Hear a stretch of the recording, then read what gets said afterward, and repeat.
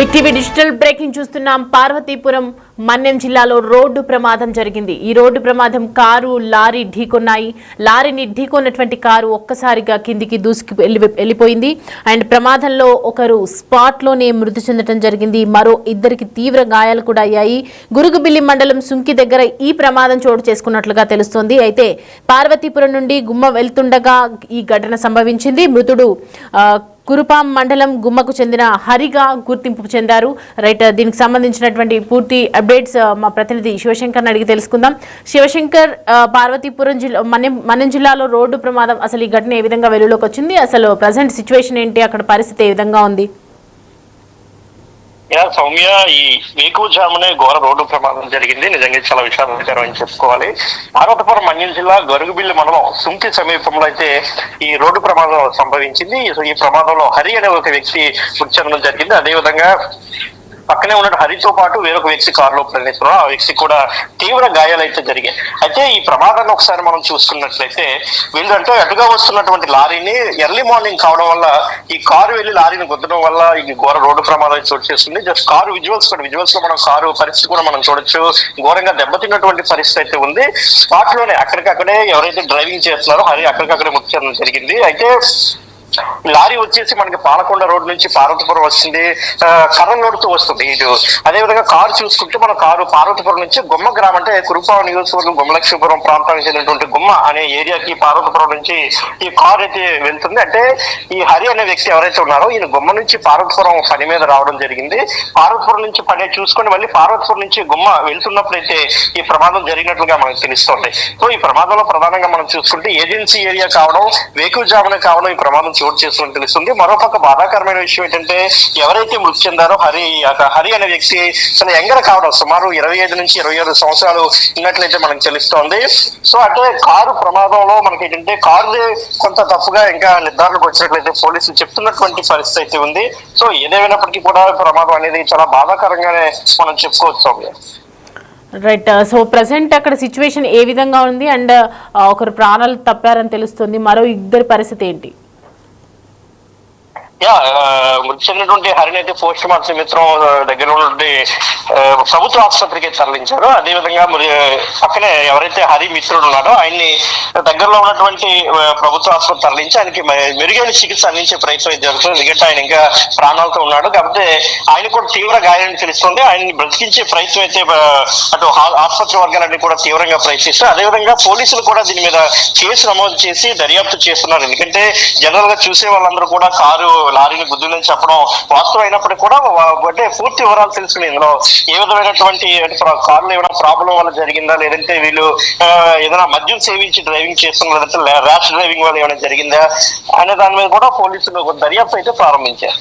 So రోడ్డుకి ఇరువైపులా ఇవి ఏర్పాటు చేస్తూ ఉంటారు కదా, డిప్పర్స్ అని అవి అని చెప్పి. సో అలాంటి ప్రాబ్లమ్స్ ఏమైనా ఉన్నాయా రోడ్డు దగ్గర?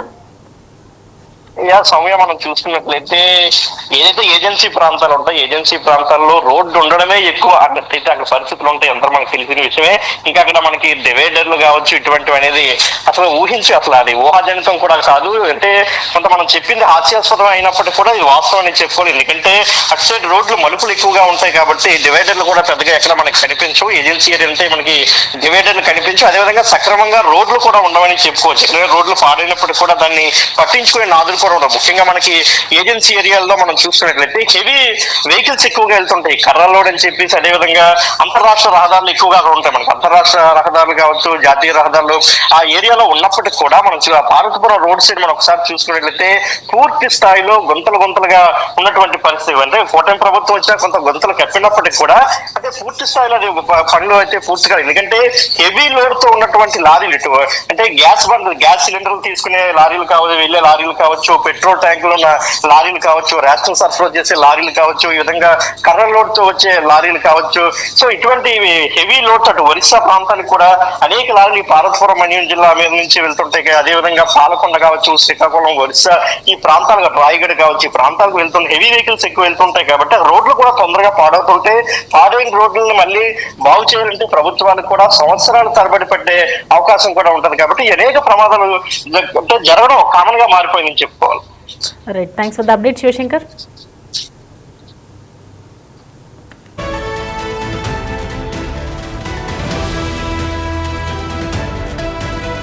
రైట్. పార్వతీపురం మన్నెం జిల్లాలో జరిగినటువంటి రోడ్డు ప్రమాదంలో ఒకరు మృతి చెందడం జరిగింది. మరో ఇద్దరికి తీవ్ర గాయాల పాలయ్యాయి. సో ప్రజెంట్ అక్కడ ప్రాంతం చూసుకుంటే కనుక పార్వతీపురంలో అనేక ఇప్పుడు ఈ మధ్య కాలంలో మనం చూస్తూ ఉన్నాము, ఎన్నో సంఘటనలు జరుగుతున్నాయి, ఎన్నో ప్రమాదాలు జరుగుతున్నాయి. రోడ్ల మీద బస్సులు లారీ ఢీకొనటం, లారీని కారు ఢీకొనటం, ఇలాంటి ప్రమాదాలు ఎన్నో సంభవిస్తూ ఉన్నాయి. సో ఇలాంటి సిచ్యువేషన్లో కూడా రోడ్డు మరమ్మతులు చేపించకపోవడం అనేది నిజంగా ఒక దురదృష్టకరమని చెప్పుకోవచ్చు. ప్రజెంట్ అక్కడ మన్నెం జిల్లాలో ఏదైతే ఉందో మొత్తం ఆ ఏజెన్సీ ప్రాంతాల్లో అనేక రకాలైనటువంటి మరమ్మతులు ఉన్నాయని చెప్తూ ఉన్నారు. అక్కడ పరిస్థితి మాత్రం కర్రలు వెళ్ళటము, ఇలానే లారీ లోడింగ్స్ వెళ్ళటము, ఇదంతా వల్ల వర్షాలు ఎక్కువగా ఉన్నప్పుడు కూడా అది చెక్కు చెదిరిపోయింది. సో దానికి సంబంధించి డివైడర్స్ కానీ ఎటువంటి అప్రమత్తమైనటువంటి చర్యలు కానీ అక్కడ ప్రజెంట్ అయితే సిచ్యువేషన్ లేదు. సో దానికి సంబంధించి కూడా అనుకోవచ్చు. అండ్ ఈ ఎదురుగా ఒక్కసారిగా లారీ కారు ఒకేసారి ఎదురుగా రావటంతో ఈ కారు ప్రమాదం సంభవించింది. ఒక్కసారిగా ఢీకొనటంతో కారు ఢీకొని వెంటనే లారీని కారు కిందకి తీసుకుపోయినట్టు, అంటే రోడ్డు కిందకి దూసుకెళ్లిపోయినటువంటి సిచ్యువేషన్. ఈ ప్రమాదంలోనే ఒకరు స్పాట్లోనే అక్కడికంగడే మృతి చెందడం జరిగింది. సో మరో ఇద్దరికి కూడా తీవ్ర గాయాలయ్యాయి.